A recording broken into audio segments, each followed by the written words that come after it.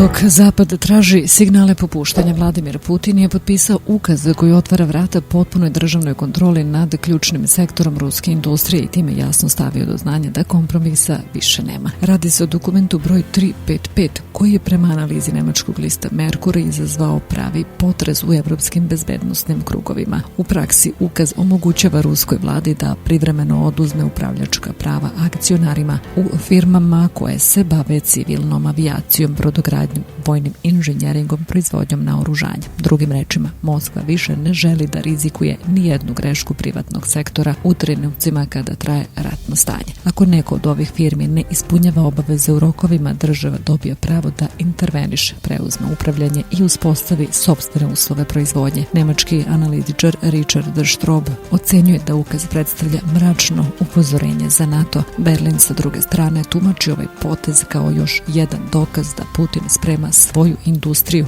i privredu za dugi iscrpljujući sukob. Ukaz dolazi kao deo šire slike militarizacije ruske ekonomije, a komentatori u Nemačkoj to nazivaju strategijom zatvaranja redova, uz upozorenje da Rusija više ne igra po pravilima koja su važila u prošlim decenijama.